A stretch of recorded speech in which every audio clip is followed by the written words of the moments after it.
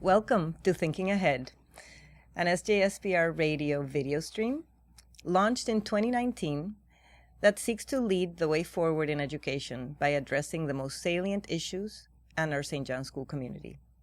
I am your host and head of school, Lorraine Lago, and in this episode, we will be looking back at the challenges we have had and where we stand now as St. John's transitions into the coming year. Joining me to share this special update is David Sanabria, our secondary principal. So happy to have you here with me, David. Thank you very much, Lorraine. I'm very honored to be part of this special episode and looking forward to reflect on all the things that we have worked together as a team with our extraordinary faculty and administrators. Yeah, so much has transpired since I began my tenure as head of school back in 2015. And especially since Hurricane Maria and the earthquakes and the pandemic. So I'd like for us to pause and ask, what have been the most important changes that have taken place at St. John's School in the last few years, and why? So my first question for you, David, our enrollment. What has happened to our enrollment in the last few years? Sure. I think we have seen an astronomical increase in the number of students that we have. I can tell you that when I first arrived here in 2011, the population of grades 9 through 12 was under 200 students, and then 7th and 8th grade each had about 35 students. And today, just the secondary division has over 400 students, so it has more than doubled in size. And the same has happened in the elementary and the early childhood programs. I think St. John's in the past few years has really created a name for itself as the premier preparatory school in Puerto Rico, and I would say in the Caribbean. And because of that, families are seeing the value and seeing the worth in making an investment in their children's education. Now, as we continue to expand our programs and demonstrate every year with our results the reason why it's worth sending their kids to St. John's, this is going to continue to move in that direction. I think there's a lot of buzz now with the future opening of the Luchetti campus and all the programs that are taking place in secondary, and how the expansion of our campus and our facilities will allow us to, instead of just continue to grow in numbers of students, to allow us to grow in a little bit of space that is needed to really enhance our offerings for the secondary and upper elementary students. So these are all things that are happening, and people are seeing them take place. And there's no question that is a direct result of why we're seeing this unprecedented enrollment in the school, where it's, as far as I've heard and we've done the research, is the healthiest numbers in school history. They are. And it's interesting because on the one hand, a larger enrollment is a very good thing. But on the other hand, St. John's is almost 110-year-old institution. And it's always been characterized by that feeling of family.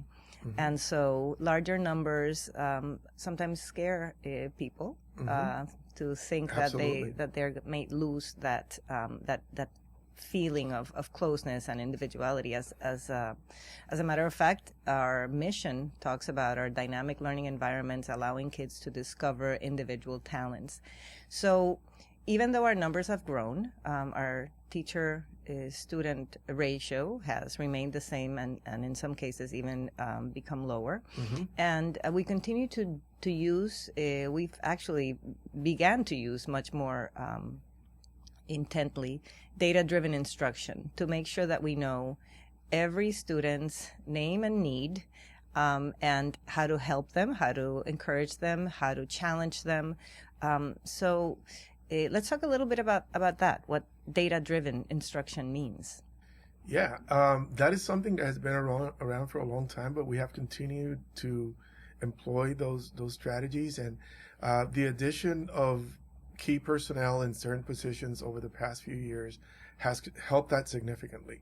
Having a dean of academics now that helps us focus our instructional efforts and allow us to organize our teachers and our faculty and professional development opportunities, workshops, and time for them to get together to look at student data, look at their work, and make decisions that are informed to improve the quality of instruction. And there are different protocols that are used and by protocols I mean different ways that teachers can sit down and together by grade levels, by departments, by subject areas, they can take a look at what the students are doing and then decide, how that can be improved the next time around. We've also had now a person that just helps us work with data, helps us work with assessments, and then there's a plethora of tools that can be used to measure what is taking place. This is not just something that, obviously we also look at standardized test scores, and our test scores fortunately have continued to do very well. Our CTP5 results this year were very good. Our SAT results and PSAT results were as good as well. But this is not something that is exclusive to the upper grades. It happens in the elementary school and even in the early childhood program. And coincidentally, I spoke to Micah earlier today about that, and she told me a little bit about one of those initiatives. And when I asked her about one of those initiatives that they had, and it's a skill blocks program. It's something to teach children to read, and this is what she said to me. Sure. The 2 years ago, we decided that our early childhood literacy program needed a revamp. So we went with a group of teachers to Lead Academy in Greenville, South Carolina, to visit a school that had been implementing the skills block program. This is a program that starts in kindergarten, and it can go all the way to sixth grade. We came back, and as a team, as a faculty, we decided to implement the program. Unfortunately, we had to close down the school due to the pandemic, but teachers still were able to implement it via the computer. They did a wonderful job. They were able to work in small groups via the computer, and the kids are grouped according to the level that they're at with their phonics development. It showed us last year, by the end of the pandemic year, that all of our students in kindergarten had learned how to read, which has been an improvement. We all believe that children learn at a different time because our program is developmentally appropriate, but this program pushed our students, and the data shows that it has improved the teaching of reading on students. Last year, we were fortunate enough to be back in the classrooms, and we started the program again, kinder through second grade. It is grouped by levels. The students develop at their own level. We benchmark them 3 times a year, and they move up according to the level that they're at. And it has been extremely successful. When they move to the next grade, the teachers know exactly where they need to start and when to continue to challenge them or when to continue to reinforce their reading abilities. So I do have to say that it's been one of the great achievements of the early childhood program in these past 2 years. That's excellent. And even though I knew some of that data and the stats, I never cease to be amazed that we have a whole generation of students in kindergarten that learned how to read in the middle of a pandemic, being at home and learning remotely. And that is a great testament. We have teachers who a few years back started implementing that program, the Skill Blocks program, and then they were able to transition to implementing the program remotely, and it was just as effective and successful. And I think that is something that kind of leads us to another topic that we wanted to discuss, and that is school culture. The culture that our school has now has allowed for things like that to take place, where teachers do not see barriers, they do not see challenges, they embrace them, they welcome them, and it's another thing that it has changed in the last few years. And I also spoke to Micah about it because Micah has been at St. John's for almost 30 years, and she has seen many changes and has seen the transition of St. John's during all those years. And I asked her earlier to talk about the school culture and how it has changed and how it is today. So let's hear Micah. Sure. Yes, it's amazing to see that I've been here for almost 30 years. The culture has definitely evolved. I do have to say that when I first started, it was more of a top-down leadership culture that we had in school. And through the years, and I would say specifically through the last 8 to 9 years, it has developed into a culture where the faculty and the administrators are empowered to make decisions, and it goes across the board. It has provided for programs like this one to be able to be successfully established across the school, where we can use the station and the radio for all kinds of activities. And it came out of an initiative of a teacher, of a faculty member. So the culture that we have created in this last year is a collaborative one.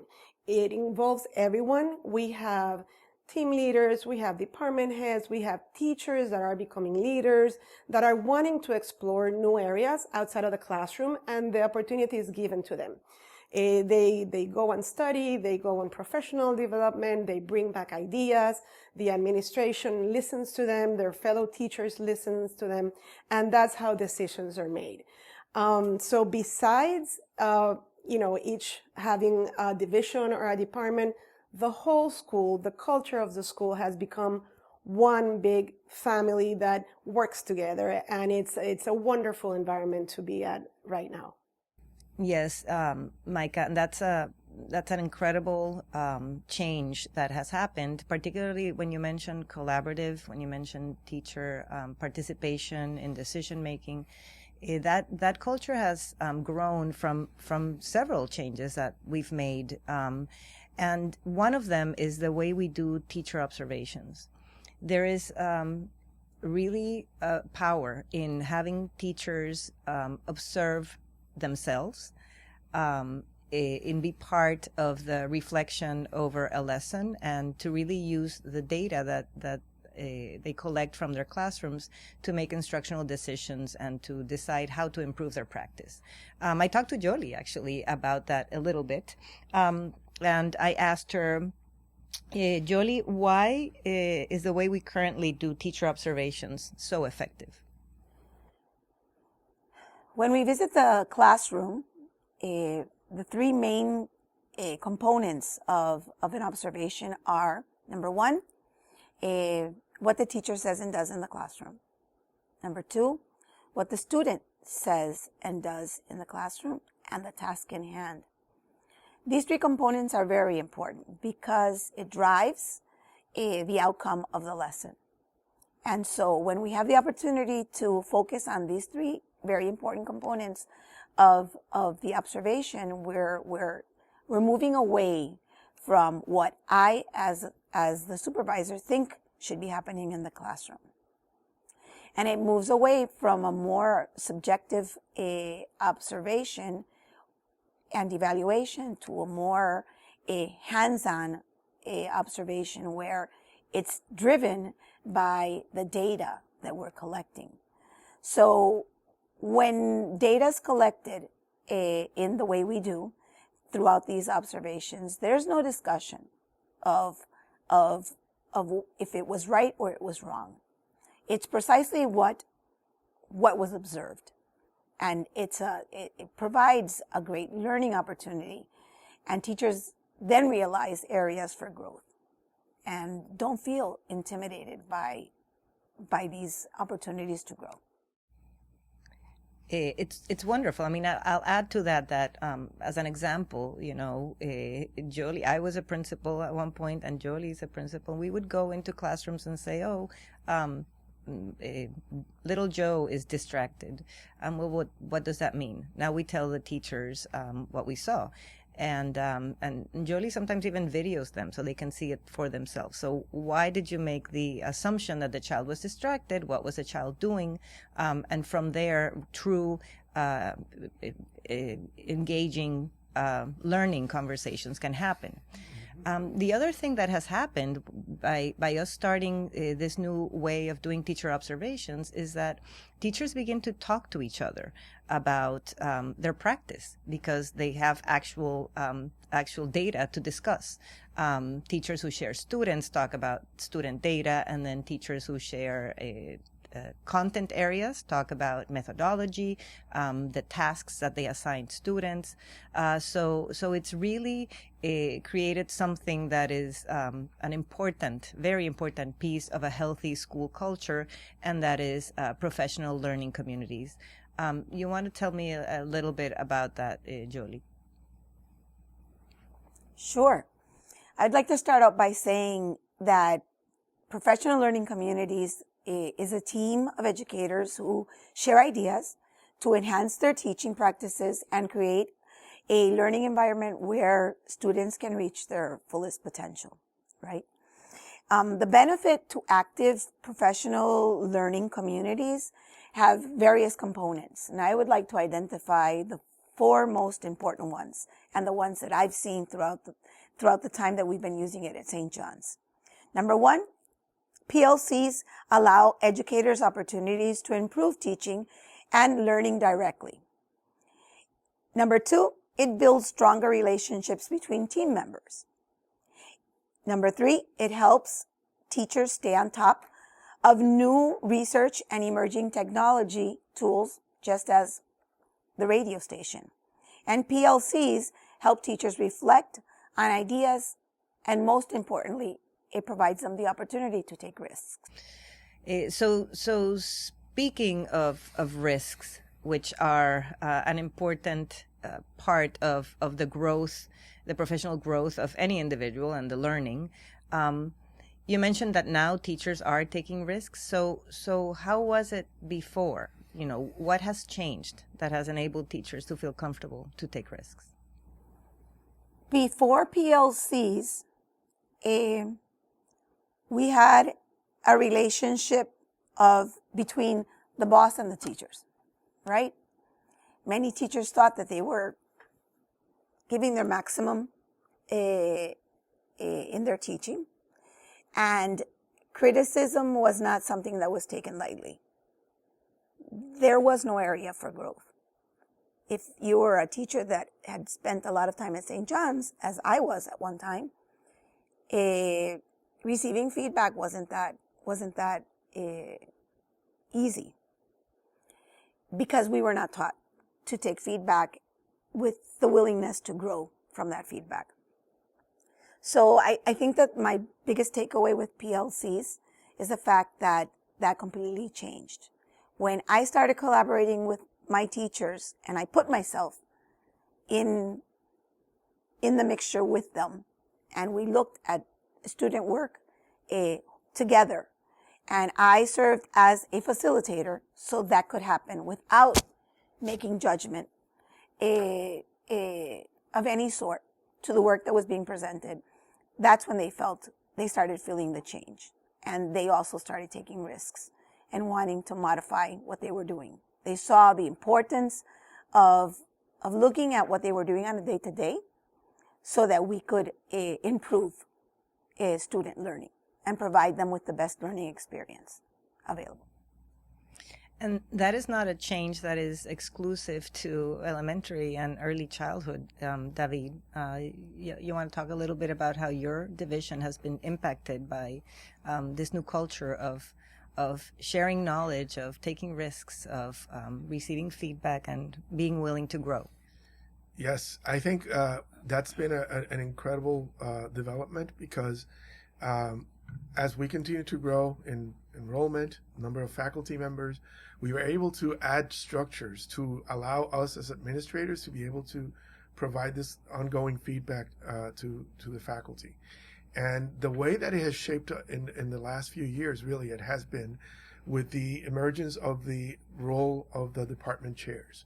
We always had department chairs, but they always focused on strictly or mainly administrative roles of, resources, materials, looking at lists and that sort of thing.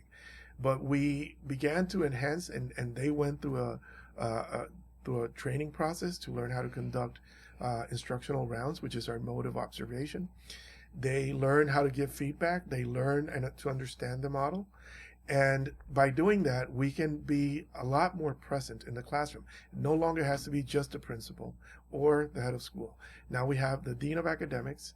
We have department chairs who are regularly visiting teachers, and they're using this model where the feedback is purely objective. As you said, some of them, like and they do in the elementary, they record themselves. So the video always tells the truth. There's no room for filtering information. So they look at the video of themselves and they can have an honest conversation about how to get better. And I think it's a very powerful way of doing things. This has resulted in creating, and it didn't happen overnight. We had to build that trust. We had to let teachers know that it was not something where they're going to be judged or evaluated. But once they felt and learned about the process and the intent of it, it changed dramatically, because now, I remember it was a few years ago, there was like a grassroots movement of teachers without even, they only asked to see if I was okay with it, but they didn't ask me to be a part of it, where they went among themselves to visit each other and observe each other. And they were giving each other feedback strictly and purely for the purpose of improving their practice. It was not anything that had to do as before. Anytime that anyone went to observe a class, people immediately thought of evaluation, job security, and all these other things that cloud the purpose of what we were doing, which is trying to improve teaching and learning. So this has kind of taken a life of its own and grown in many ways, and we can see it, and the conversations, the language that is being spoken. And that's the essence of the professional learning communities, where it can be a group of 3 people that are talking about a particular teacher and the struggles that they're finding in the classroom, or it could be an entire department, or it could be an entire division. So it's really a great thing to see and to witness, and it's all connected to the culture and the trust that has been created within the team. Yeah, and I think that one of the biggest impacts of having teachers look at each other, having observations that are based on data and what's actually happening in the classroom, mm-hmm. rather than, oh, the classroom looks neat and things, the objective is up on the board.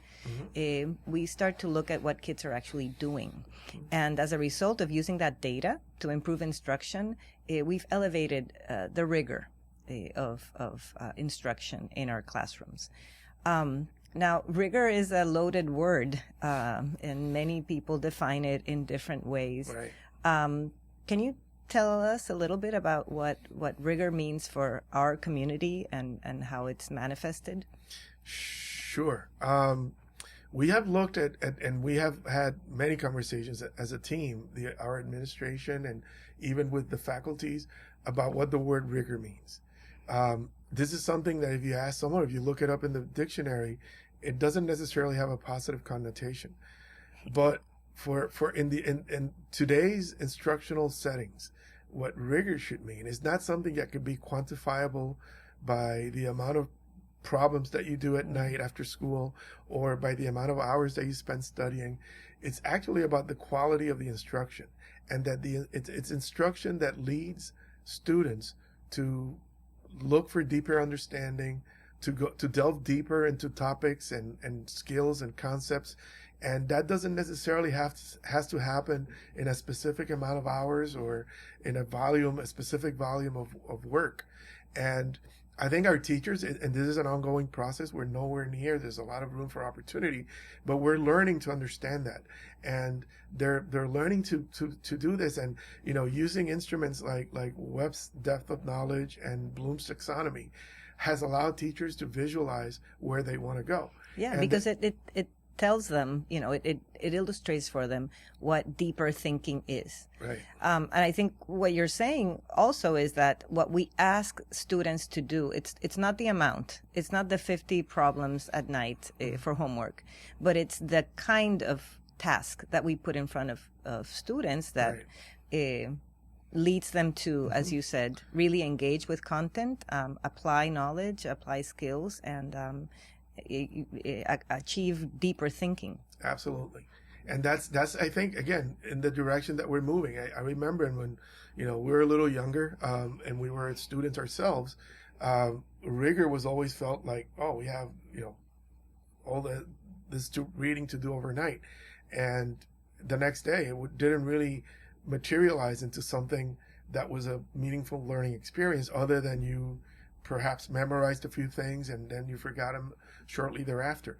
But with the way that we're looking at teaching and learning now, and the use and the combination of all these factors, we're leading students to think critically, solve problems, employ what they're using, take concepts and knowledge that they're getting, and employ it and analyze and synthesize and discuss things at a higher level, which is what real learning looks like. Yeah, and critical thinking spills over to other things. So now I want to ask you a little bit about the arts at St. John's. Yeah. When I started as head of school, I clearly remember the position profile, which explained what is it that the school wants the next head of school to focus on, and arts was a huge part of that. I always say that the arts is the highest form of intelligence, because it's where the intellect, creativity, and our emotions meet, and it's the ultimate expression of humanity, and it leads to really deep thinking in many ways. So can you tell me a little bit about how our visual and performing arts programs have grown in the last few years? Yes, and I remember that when you first started, that was one of our big commitments, because we both value and put a real premium on the arts, and we feel that it should be one of the main pillars of the school. And just to talk in sheer numbers, when 7 years ago when you started, we used to have one art class that was called art, and that was it. One art class for 7th through 12th grade, right, I remember. Right, and then now we have evolved, and we have 2 full-time visual art teachers, a full-time performing arts teacher, and we have a partnership that is a signature program like no other in Puerto Rico with the Conservatorio de Música, where we have 3 teachers that come in and are running our music program in the school. And we have now a band. Yeah. And we have a choir in elementary and a glee club in secondary. Yeah, those are all definitely developments of our commitment to the arts. But just to talk a little bit more about the art curriculum itself in the school, we have been able to create a whole bunch of courses from, we're almost, you have like sequences in certain areas. We have one in studio art that leads up to the AP studio art course. And many of our students who in recent years have gone on to study visual arts in college and some of the best art schools in the country, they have followed that path. We also have a digital art pathway for students who like, that includes digital photography and graphic arts. We have a very good filmmaking program. We have several students that have gone on to study film in college, and some that are even have already produced some work. And then obviously performing arts. We have performing arts courses with a very experienced veteran performing arts teacher. So those are the foundation that gives way for other things, like some of the other programs that we have that are also very unique. We have every fall we have a play that is performed. We have done it in different venues outside of St. John's. Then we have our very highly acclaimed school musical that is one of the biggest undertakings that, again, in recent years has also changed in the sense that a lot of the work that we used to outsource in the past is now done by students. From sound production, a lot of the work that is done behind the scenes, the creation of props, all the movement and makeup and costumes, everything. And when people that have never been to St. John's, they come to see our musicals, they're blown away by the caliber and the quality. And every year we go through the same reflection of, so-and-so graduated, who's going to replace them? And it's amazing how every year new talent comes along, and it just continues to have the highest standards of any high school production that we've had. So we have, you mentioned the choir. We have a secondary choir. We have an elementary choir. We have a school band. And, I really think that the arts are really thriving. And to me, and I know that it is to you as well, is one of my proudest accomplishments to have brought this. And when we revised our high school graduation requirements a couple of years ago, we added a year of fine arts between 9th and 12th grade because we feel that every one of our students should have that minimal exposure. Hopefully they'll do more, but we wanted to have at least 1 year for that. Yeah, I have a great anecdote, and this was something that started as something that was mandated for the new head of school 7 years ago, and middle states required it. It was one on the previous visit. They had noted that we needed to improve our arts program. And so now we have students, as you say, that are required to take a fine arts class or a music class. And at the band and choir concert this year, I had a mom come and say, I am sorry I complained so much about this requirement, but because I am so happy for my child. He's discovered this new talent, and he's taking music outside of school now, and it looks like he's going to be a promising upcoming artist soon. That's the path he wants to take in his postgraduate life. So, individual talents, arts, athletics. Athletics is another great success story here at St. John's. And those of us who went to other high schools growing up remember that sports at St. John's weren't really that outstanding. What can you tell me about that? That's probably one of the other things that I'm most proud of. I would say that we have seen a transformation of our athletics program. In 2016, because of as our numbers continue to increase, the Puerto Rico High School Athletic Alliance, which is the league to which we belong, and it's a league where all the top 29 private schools in Puerto Rico are a part of, they base their classification of schools on the numbers, on the enrollment of each school. The top category in the Puerto Rico High School Athletic Alliance is Category A. And that basically is the top 10, top 11 schools in the island in terms of enrollment and athletics. And our numbers, once they hit... Oh, and I'm going to interrupt you because some of those schools in that league also give athletic scholarships. Yes. So they look for students so they can improve their athletics. Right. They go out and get them. That's true. Mm-hmm.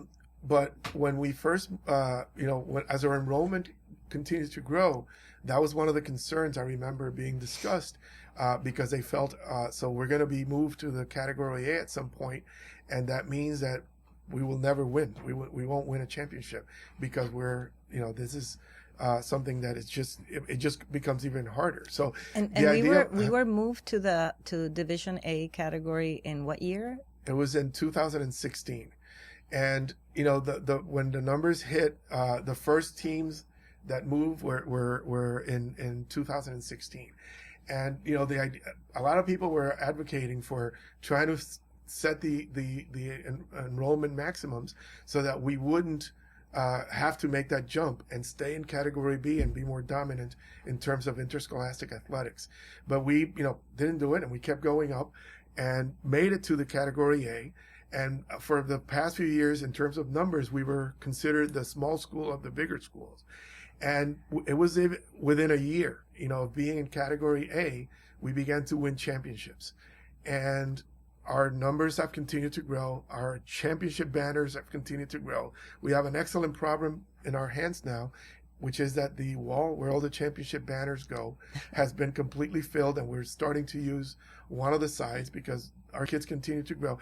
And it's amazing because this year, we didn't play during 2021, we weren't able to play sports. But this year we went back and we won a couple more championships. And what's amazing is that there are many, and those of us who go to all the games and or most of the games and follow our athletics program, we have all these banners and all these championships, but we've also made it to a lot of final games that easily that number could be a lot higher. So the competitiveness of our athletics program is phenomenal. And, it's kudos to Luis Camacho, who has been the athletic director and done a great job there. And, we have worked as a school to support interscholastic athletics. We created mechanisms within the school for student athletes who have to leave early for sports so that they are excused and they can make up work that they missed in school. A lot of the responsibility is placed on the student athlete for them to come back and make it up, but that's part of the process. When you're a student athlete at any level, you do have to make sacrifices. So, but we do create the safety and the structure for them not to be penalized. We also support a lot student athletes who pursue or are very talented in sports that are not part of our offerings. For example, we have students who are standouts in sailing. Mm-hmm. We have students who are standouts in other sports, like some of them fencing. We have had students who are very good in fencing. Even the ones who play outside sports like soccer and golf and tennis, which are sports that we do offer, but they play it at a very high level and they travel because of it. We're very supportive and provide all the mechanisms within our scope of and so that they can do that and be successful and not have to give up their education. Yeah. or the quality of education that they get out of place like St. John's. And it all ties back to our mission, discovering individual talents, and we put our money where our mouth is, right, by supporting that. Yeah. You mentioned that on year 2021, because of the pandemic, there were no sports played. And then once we started back in person in school, athletics began again, but the attendance to games was very, very limited. And the reason I go back to that is because it brings me to something else that I want to talk about that has just undergone an incredible transformation here at St. John's, and that is technology. So when the games were played at home and only one parent was allowed in the audience at the game because of the... One parent per player, not one parent in the whole gym. Yes, one parent per player was allowed to come in person and those were watch the league game. Rules, not St. John's rules. Yeah, and Department of Health rules. Right. But we began to transmit a live stream of the games. Mm-hmm. Our technology team set up a system that was linked to an app, and our calendar also had the link tied to the event in the calendar. So if a game was posted for Tuesday, May 3rd, you would click on that activity and the link to the game was there. And so grandparents and parents who were at work, or, step parents who could not come to the game because only one parent was allowed or whatever, were able to watch. Technology has really also changed the way we communicate, and it has made St. John's more efficient and more transparent. One of the first changes that we went through was the acquisition of a new platform that's called On Products that communicated seamlessly with our financial systems that had been in place for years. And so immediately, mistakes in data and things like that were minimized, because the minute a student applies to St. John's, that family's information is in our system. If he becomes a student, his status is changed, and now that information just rolls over and becomes part of our permanent data system. Teachers use the system. They're able to retrieve the correct information all in one place. We have resources. We have a great system of communication where we have everything from emails that go out, and we can keep records of who received them and who opened them, to an emergency system that goes out through via text to keep everybody informed. And technology, that department has really done an amazing job. Here's where I think it all ties together, because the pandemic hit, and really within a day or 2 days, a day and a weekend, we were set up to teach virtually within literally 2 working days. Mm-hmm. And it happened incredibly well. So it ties with the culture of taking risks and trust, and with the openness of an amazing technology team and an amazing administrative team and a board that supported all that growth and allowed us to spend the money we needed to spend to have an incredible system of technology that allows us to support instruction in really wonderful ways. And I think just to intersect there, there's also I'm excited that there are things already in motion for. We have two new, well, they're not new anymore, but two positions that are instructional in instructional technology that are going to be working with our teachers. And I met with them recently, and there are plans in place for them to really impact and support teachers next year. And I think that's going to be very important because it will allow teachers to actually be more effective in assessing students at a faster and get feedback immediately. That's one of the things that, when you in schools, it's always been, for many years the same way, where you have students write something and then the teacher has to sit down and grade everyone, and, teachers are exhausted and they have to, and then they get back to and grade it, and then they have to enter it and put it up in the system. And a lot of these tools that exist today would allow them to do that in real time, that where they can administer an assessment, they could evaluate it, get the feedback, know which students got which question wrong, and be able to redirect and adjust their planning so that they address the immediate needs of a particular group of students, or even down to a specific student.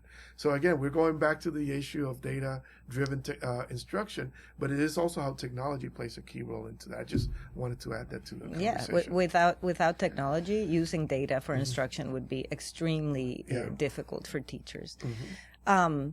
We're getting to the end of the program, David, but I just want to highlight that all of this growth has happened amidst three very big crises here in Puerto Rico. 2017, we had Hurricane Maria. Shortly after that, we had a set of earthquakes that really put a damper on things and made us do some improvements to our facility. And then shortly after that, we went into a global pandemic. And so during this time, we have not only sustained what St. John's has always been, but we grew it exponentially. I think crises pushed us to become even better than what we were. I think that's a very important point, Lorraine, because, looking back at these past few years, I cannot tell you how proud I am to have been part of this team, because each and every time, and I'm sure that all of us had the same thought process several times where we thought we're not going to make it through this. And, when Hurricane Maria hit, I remember we met at my house a couple of days after because the school was still not open. And we were talking about how soon are we going to be able to open. And when I looked around, it looked like a nuclear waste zone. And I was thinking, it's going to be weeks, months before we can come back. And little did I know that, coming together with a team like this, we started talking about next week. And when people found out that we were welcoming students 5 days after Hurricane Maria and that we had reopened, they couldn't believe it. And, there were schools that closed for a year. There were schools that were closed for months. And we were up and running 5 days later. I think what we did during that time was also incredibly rigorous, because we had students participating in authentic products, using what they know and learning new things to solve the real world problems that we were facing here in school. I do have to say that I think that the reason why we've been so successful through crises is back to Micah's point about culture. I think the trust that we were able to build among the team, I have to say the support of the board during that time, for sure. Absolutely. Those difficult times. But they positioned us in a place where people didn't even think twice about going over and beyond their roles and responsibilities to make sure that our school succeeded. And I have to say that as we close this update, I think that because we have grown through crisis, St. John's is positioned again to continue growing and continue being a more successful and a stronger school. Mm-hmm. So thank you, David, for joining me today and for sharing your experiences. Shout out to Micah and Jolie for their contributions as well. This was Thinking Ahead with Lorraine Lago. I wish you all a wonderful summer and a great start to the new academic year. Thank you.